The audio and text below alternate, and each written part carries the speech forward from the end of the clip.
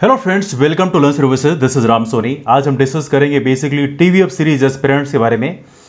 I am sure आपने इस series को भी हाल ही में ज़रूर देखा होगा।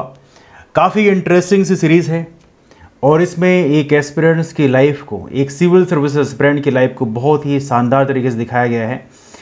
तो आमतौर पर जब ऐसी सीरीज़ डेवलप होती है तो उसमें एक लेखक का एक बहुत ही बड़ा रोल होता है और ये जो स्टोरी उठाई जाती है किसी न किसी बुक से उठाई जाती है। और यहाँ पे नीलोत्पल मृणाल कहना यह है कि इनकी किताब जिसका नाम है डार्क हॉर्स, यहाँ से तकरीबन 30% एरिया, 30% कंटेंट यहाँ से कॉपी किया गया है, लेकिन अनफॉर्चुनेटली इनको क्रेडिट नहीं दिया गया है। इसके चलते इन्होंने इनके ऊपर चार्ज लगाए हैं कंटेंट चोरी का। देखिए यहाँ पर कई सारे न्यूज़पेपर ने इसको प्रॉपर्ली दिखाया हुआ है।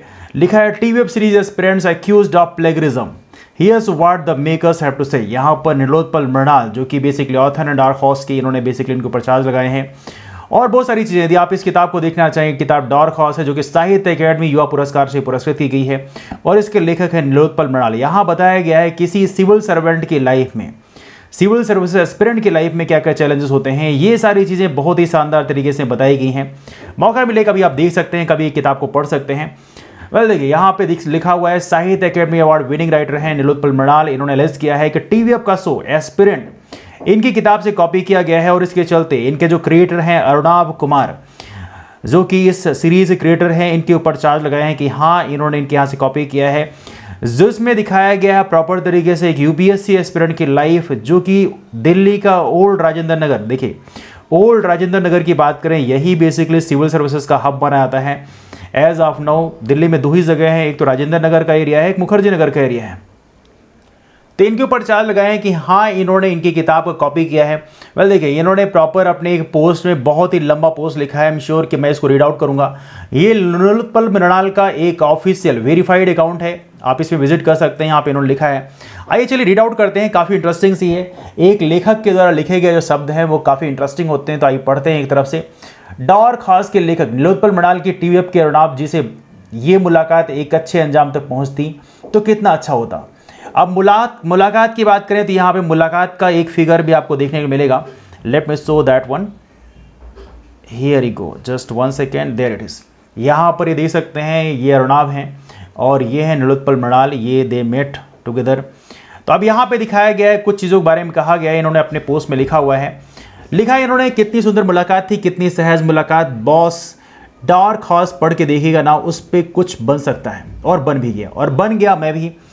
खैर मान भी लीजिए कि पूरी कहानी नहीं चोरी की, और मैं ये कहूँ कि डार्क हॉर्स की करीब 70% कहानी अब भी किताबें बंद है, उसकी चोरी नहीं हुई, लेकिन एस्पिरेंट ने बस 30% ही माल लिया।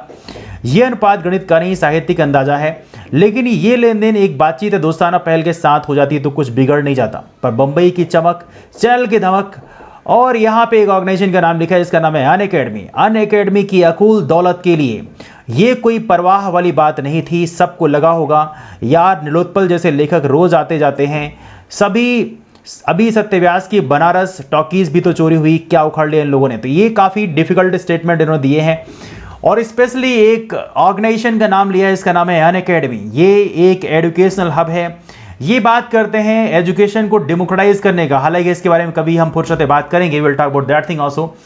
इसके अलावा इन्होंने लिखा है, सही बात, हम देर से जागे हिंदी का कस्बाई कलम, सोचते समझते देर तो कर ही देता है, कैसे लड़ें कितना लड़ें, हार होगी कि जीत, ये सब नफा नुकसान और संसाधन की सीमा देखते समझते देर तो हो ही जाती है। तो इस बार ये सब आकलन कर हम सब तैयार हैं, लड़ेंगे, कानून से तो लड़ना है, लड़ेंगे। ये लड़ाई लड़ेगा तो डार्क हॉर्स का लेखक, हारेगा तो डार्क हॉर्स का लेखक, लेकिन जीत गया तो जीतेगा वह हर संघर्ष करता लेखक जिसकी कितनी चोरी की गई कहानियां हेट फिल्म सीरीज के हो हल्ला में दब के घुट के मर गई। और ये काफी अनफॉर्चुनेट होता है आमतौर पे जब कोई लेखक अपनी एक कलम से एक कहानी लिखता है, वो कितना दर्द होता है ये वो लेखक ही जानता है, बिकॉज दैट्स सो पेनफुल। एक लंबे समय तक अपने आप को एक पर्टिकुलर एरिया में फिक्स करके रहना, उसके बारे में रात दिन सोचना और उसके बाद एक कहानी तैयार करना, और सोचिए उस कहानी को कॉपी कर लिया जाए और उसका हल्का सा भी क्रेडिट आपको ना दिया जाए। That is very painful for any human being.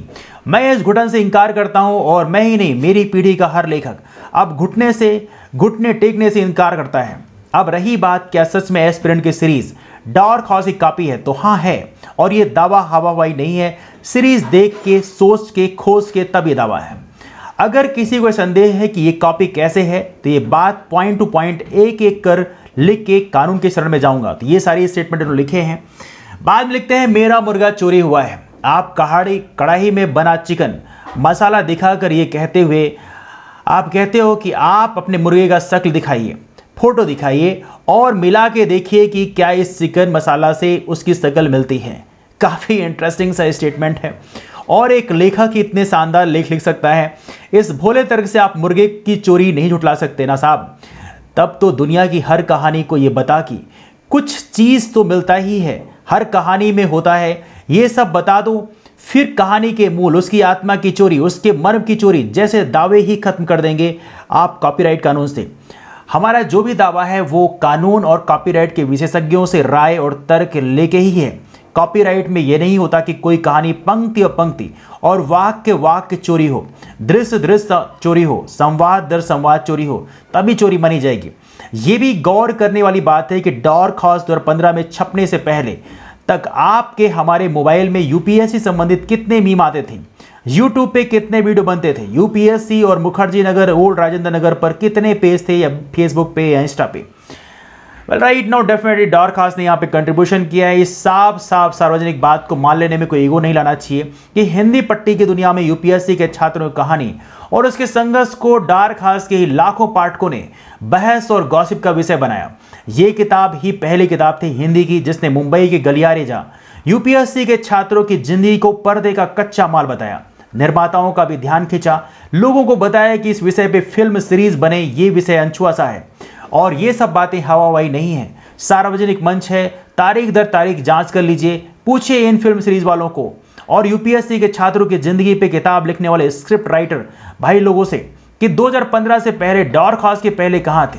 क्या तब मुखर्जी नगर नहीं था, या तब इन छात्रों के जीवन में संघर्ष नहीं था? था तब भी था, पर किसी कलम या कैमरे की नजर नहीं थी। हाँ, वो आंख मिली डार्क हॉर्स से, चाहे उसका लेखक किसी को बेहद नापसंद आने वाला व्यक्ति नीलोत्पल मृणाल ही क्यों ना हो।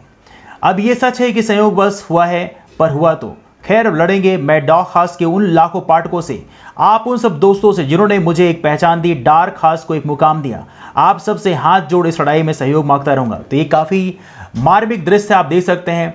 बाद में लिखते हैं, ये वक्त तो कोरोना जैसी बड़ी विपदा से लड़ने का था, लड़ भी रहे थे आप हम सब, पर इसी विपदा को अवसर बना टीवी अपने किसी कहानी को की आत्मा चोरी कर अपने लिए अवसर निकाला है, तो यही सही, एक लड़ाई इनसे भी लड़ेंगे। स्वागत है अनअकैडमी और टीवी अब का मैदान में मिलते हैं। मेरा एक सपना मारा गया है, मेरे सपने की चोरी हुई है, अंजाम नहीं जानता, बस लड़ेंगे तो जरूर, जय हो। यहाँ पे सारी चीज लिखी है। नोट, मेरी किताब अप्रैल 2015 प्रकाशित हुई है। पोस्ट में अर्नाब भाई के साथ तस्वीर और मुलाकात का जिक्र भी उन्होंने किया है। मैं आपको दिखाता हूँ, यहाँ पे लुक एट हियर, यहाँ पे ये हैं बेसिकली अर्नाब जी हैं और ये है Nilotpal Mrinal, you can see at here. तो मैं ज़्यादा तो नहीं कहूँगा, इतना ही कहूँगा कि एक लेखक का जो दर्द है वो एक लेखक ही जानता है, कितने पेन के द्वारा वो एक कहानी के हर एक दृश्य को विजुलाइज करता है, तब उस कहानी को उस अपने मन की भावनाओं को शब्दों में लिखता है। ये कोई आसान काम नहीं है। और सोचिए, उसको एक झटके से किसी ने कॉपी कर लिया और उस पर सीरीज बना दिया और वाई लूट लिया। This is very unfortunate in our country. I am sure कि नीलोत्पल साहब आपको डेफिनेटली जस्टिस मिलेगा।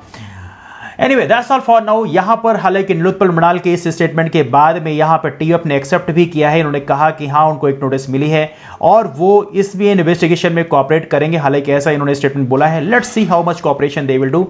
एनीवे डिस्कशन को इस वाइंड अप करते हैं। आप लोगों को क्या लगता है कि एक लेखक की जो किताब है वो चोरी हुई है?